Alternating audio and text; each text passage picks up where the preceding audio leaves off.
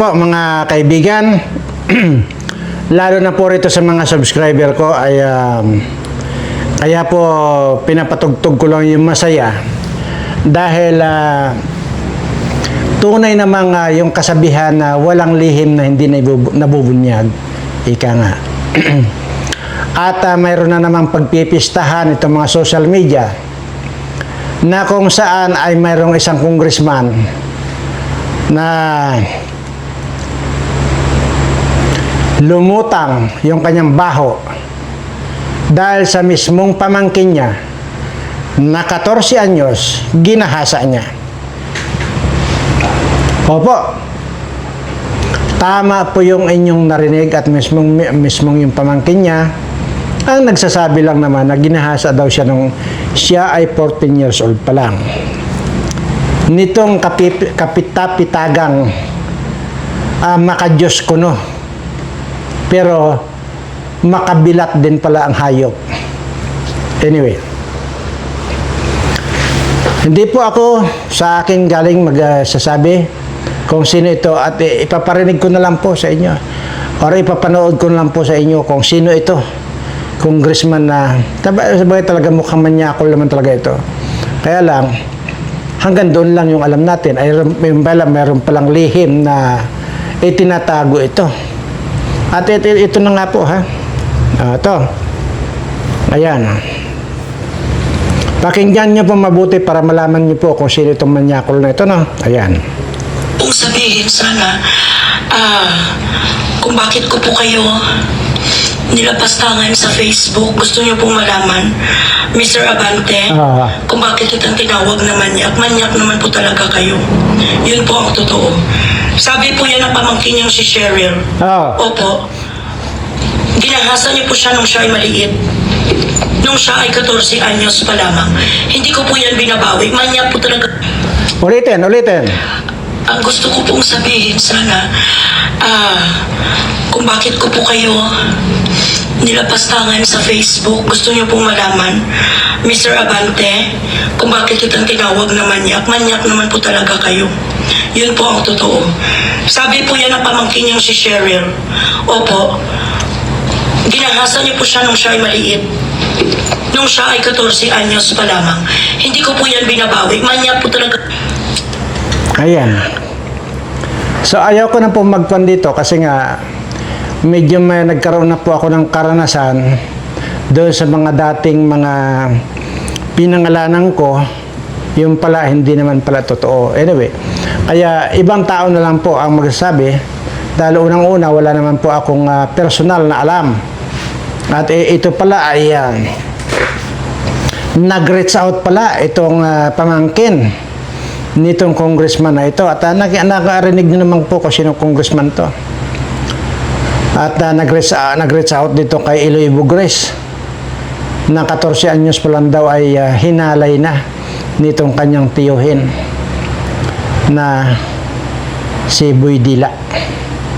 Anyway, actually sinabi ko lang po yan, talagang walang lihim na hindi nabubunyog, ika nga. At mayroon po ditong kaabang-abang na sasabihin ko, pero sabi ko nga po ay hanggat hindi ako mismo personal na nakaalam ay ayoko pong pangalanan. At base lang po ito sa mga nababalitaan natin na mayroon pong isang tao dyan na mataas na opisyal ng gobyerno na wala daw pong humpay yung pagdurugo ng kanyang puwit. Opo. At wala daw pong humpay ang bakuan. Kaya actually kung daw every now and then daw nagpapalit ng diaper ito. Lalo na kung meron siyang may mga meeting na dinadaluhan at mga kung ano-anong mga dinadaluhan niya na hindi maiwasan ay bumubulwak daw po pala ang dugo nito sa puwet.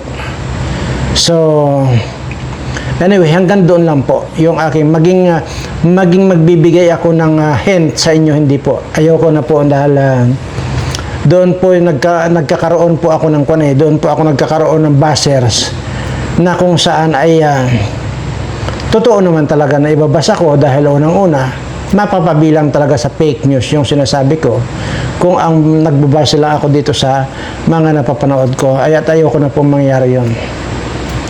At hanggang doon lang po ako sa kung hindi ko kumpirmado ay hindi ko po papangalanan. Kagaya nga po nung pinangalanan ko itong yung mukhang ulupong na si Suarez. Di ba, na sinabi ko dyan na patay na.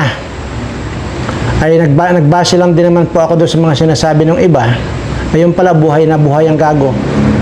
So, ganun pa man, ay maging ako po ay umaapila na rin din sa mga kasamahan ko na gawin lang po natin yung tama lang ba?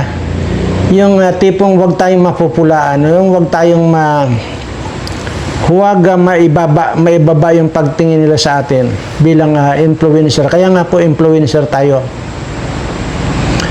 At sana tayo na rin yung maging huwaran ng tamang pagbabalita. Huwag na po nating intindihin yung mga mainstream media. Ay alam naman po natin na yung mga yan ay di ba lumabas po yan sa mga 18 Marines na lumutang na mayroon po silang mga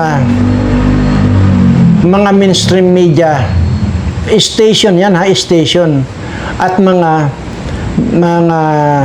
tao mismo na binibigyan ng mga bag ng pera. So, wag na po natin igaya yung ating mga sarili sa kanila. At wag na rin po tayong gumaya dito sa mga bangag vlogger na pag napakain sila ng ensaymada, masaya na sila. Wag po tayong gagaya ng ganun. Pag na ambunan ng barya, masayang-masaya na sila. Hindi nila alam na milyon-milyon po yung budget ng mga yan, pero kinukupit na po bago dumating doon sa vlogger na tanga, ay kinupit na po, kaya barya na lang yung natitira sa inyo. Yan ang hindi nyo alam. Mga loyalistang tanga na vlogger. Bago dumating sa inyo, barya na lang. Ang nagpapasasa dyan, yung kalbo, at saka itong si Palengkira. Tapos, kung todo tanggol pa kayo sa amo ninyong bangag, na ang nakikinabang ng dapat na dapat na kayo ang makinabang ay si kalbo na lang at saka itong si Palengkira. Mag-isip-isip na kayo. Kaya uulitin ko lang po kung hindi mo naman tayo sigurado sa mga binabalita natin, wag na. Wag na tayo magpangalan ng tao kasi unang-una, kung kayo man ay sa inyo man mangyari yan, ay sasama ang loob ninyo.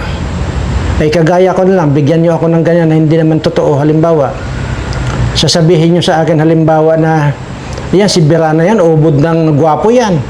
Oh. Ay siyempre masasaktan ako dahil hindi naman ako gwapo. Di ba? Ganun lang po yun.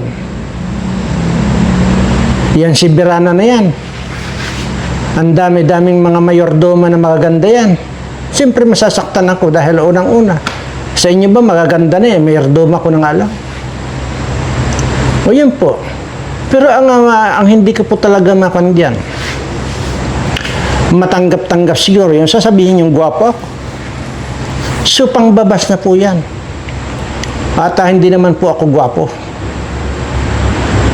Kahit nga lang, kaya lang, yung hindi naman ako talaga gwapo, kung bakit nagtataka naman ako kung bakit pumipila dito sa akin yung mga manliligaw ko. Ganun po. So, tayong, para huwag tayong silipan ng butas, ay huwag tayong gagawa ng pagpipake news. Hinalimbawa ko na po sa inyo kung sa inyo rin mangyari yan. Masakit po sa inyo. Di po ba? So, kaya nga po, gawin lang po natin yung totoo.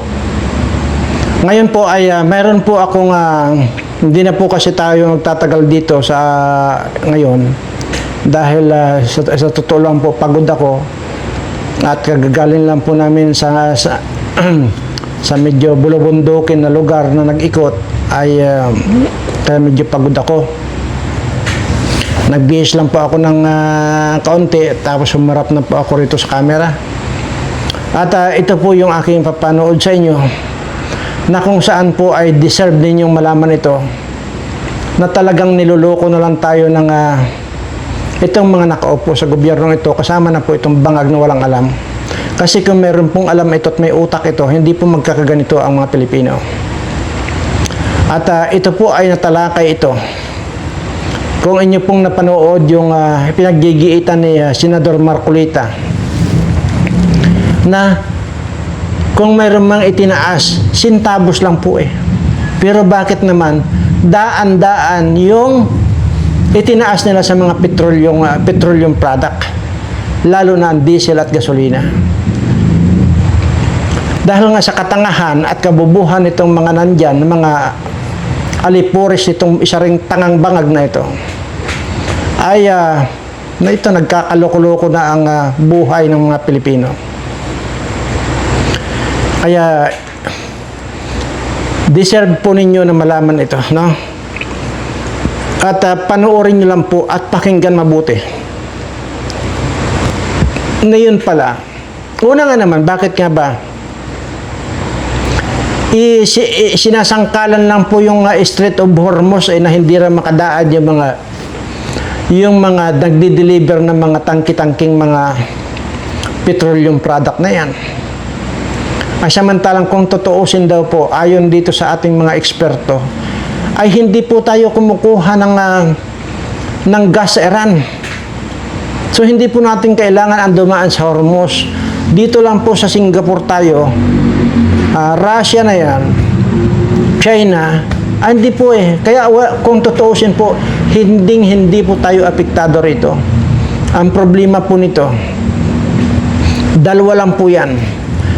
Either dahil sa katangahan nitong mga alipuris ni Bangag o talagang sinadya nila na gamitin lang ang rason na may gira kaya nagtaasan ang mga petroleum product. Ito po, pakinggan nyo.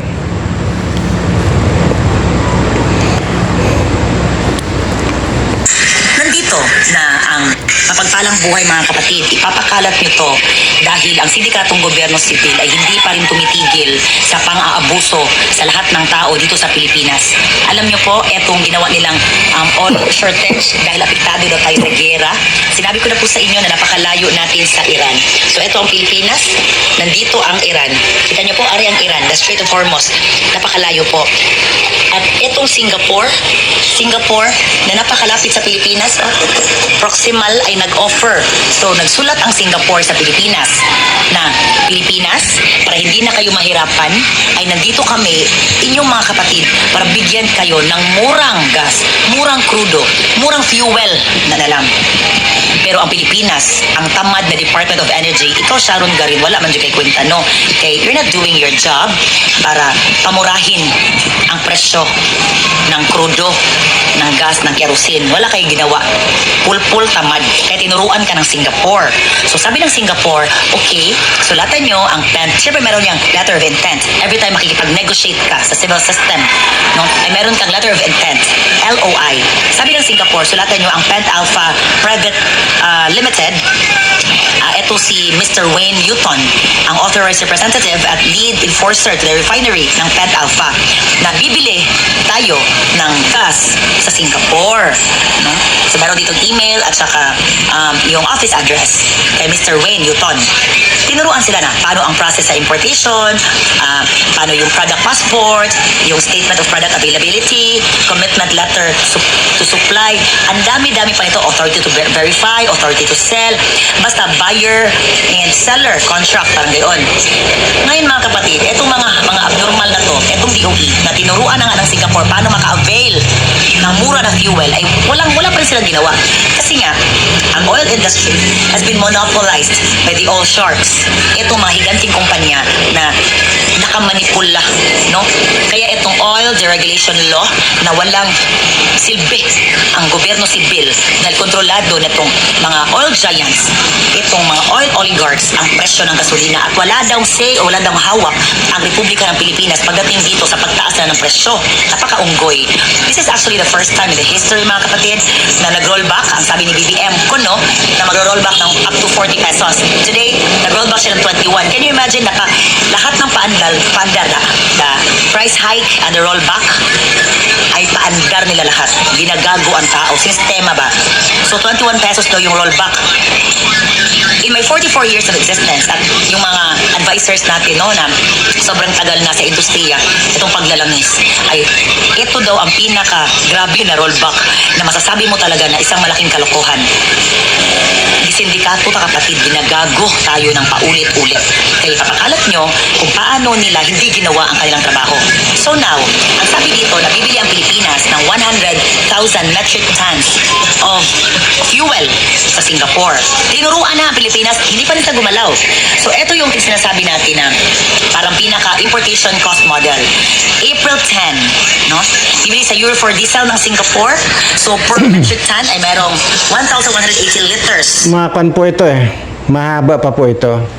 Pero ang bottom line po dito ay hindi tayo apektado doon sa mga fuel panayan, mapakrudo o mapagasolina yan dyan sa gira ng Iran. Dahil nga mayroon pagkukunan yan nga Singapore, Russia at China. Ngayon, sinabi ko na po kanina sa unang salyada, dalawa lang po yan. Either tanga, bobo, gago itong gobyernong ito, or talagang sinadya nila para magkaroon sila ng way na para mangulimbat na naman ang pirang limpak-limpak. Kasi sila, medyo naglaylo sila sa flood control project.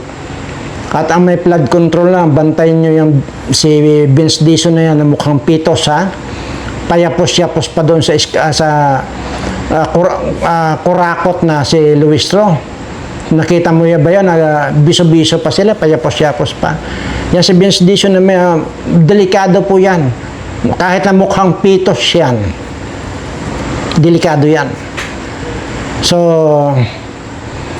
yan po yung sinasabi ko. Na nakakita sila ng way para pag nakawan na naman lang ang taong bayan, ayan dahil dyan sa yan, sa ano to, gira-gira na yan. Pero ang totoo, hindi po dapat apektado yan. Anyway, kasi yun din po ang alam ko. Pero may maliban po dito, mayroon din po nagpaliwanag kasi sa akin na eksperto talaga sa ganyan. Ay, kasi ang pagkakaalam ko rin talagang apektado tayo. Pero hindi pala. Kaya ko po pinarinig ito sa inyo. Masabi ko nga, hindi lang po yan. Personal po ako nga may nag-discuss po sa akin yan. Kaya talagang nangingilabot na lang po ako dito sa anong tawag ba ito? Sindikato pong gobyerno. Sindikato na po ang gobyerno ito. Kaya wala na pong maasahan talaga itong ating mga kababayan. Wala na po talagang kahit na katiting na pag-asa na umangat man lang ang buhay nitong ating mga kababayan. Wala na po yan. Huwag nyo na pong pangarapin. Hindi po mangyayari yan sa panahon ngayon. Ngayon, kung ang tatanungin nyo sa akin sa mga susunod na presidente, kung sino man yan, sabi ko nga po sa inyo, kahit sino maging presidente, pare-pareho lang po yan. Hindi lang pagkakapareho ay yung talamak na pagnanakaw nitong Marcos administration. Pero doon sa mga nakaraan at saka yung mga future, pare-pareho lang po yan. Pero maaaring yung mga darating na yun, magnanakaw po yan, pero hindi naman ganito katalamak sa administration ito. Lahat po yan. Wala pong presidente na hindi nagnakaw. Tandaan po ninyo itong sinasabi ko, wala. At yun doon sa mga darating pang presidente, wala rin pong mangyayari na hindi magnanakaw yung mga darating pang mga presidente. Lahat po yan. Kaya yun po ang sinasabi ko, mabigyan lang sana ako ng pagkakataon, ay hindi ko na po aaksayahin yung panahon na yon. At pag ito po ay natudas mo lahat itong puno hanggang doon sa ugat, hanggang doon sa kaapu-apuhan, wala na po. Sisiguraduhin ko at makakahawa na rin po ito sa ibang lahi pa or sa lahat ng buong mundo. Dahil kung ito ay matudas ko lahat itong mga ito at makita ng buong mundo, maaaring may tutulad. So, doon sisiguraduhin ko na ultimong kanyan, wala nang gustong magnakaw dahil alam nila na mayroong mangyayaring ganyan. Dito pa lang sabi ko, kung sino man yung mga buhay pa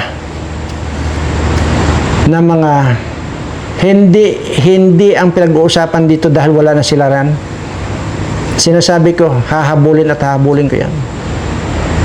Tutudasin at tutudasin ko hanggang sa ilang lahi nila. Kasi nalahian na po yan.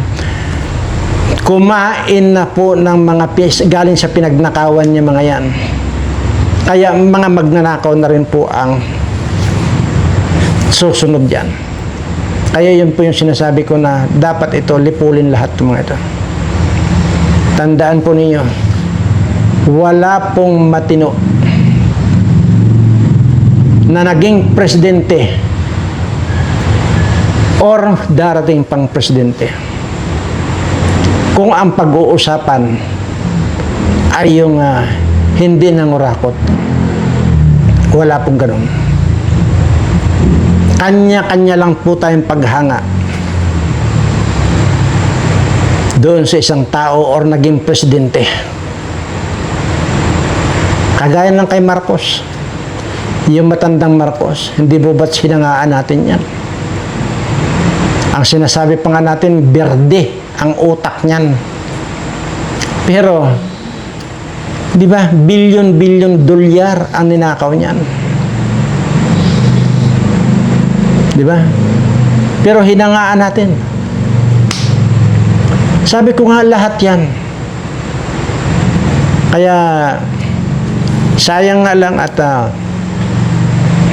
patay na yan dahil kung buhay pa yan at mabigyan ako ng pagkakataon, ako po, sabi ko, dahil wala po akong paninindigan ko po yung kung ano yung nasa isip ko at gagawin ko. Wala po akong ititira ng mga magnanakaw. Lahat tutudasin ko. Hanggat hindi totally criminal ang uupong maging presidente, hindi pa rin po mababago ang buhay ng ating mga kababayang Pilipino. Mahirap at mahirap pa rin po yan. Tandaan ninyo ito, isiksik nyo sa utak ninyo ito sinasabi ko. Kahit gaano kagaling yan, kung hindi siya totoong kriminal. Kasi ang kailangan po natin dito, hindi po kung dito ngayon. Ang utak ngayon ay secondary na lang. Sisiguraduhin ko sa inyo, mag-a-agree kayo sa akin. Kaya ko po sinabing secondary na lang ang utak kasi hindi po yan ang solusyon na para mapaunlad mo ang isang bayan, mapaunlad mo ang isang bansa, mapaunlad mo ang taong yung mga mamamayan ng isang bansa na yan. Kung utak ang gagamitin mo, hindi po.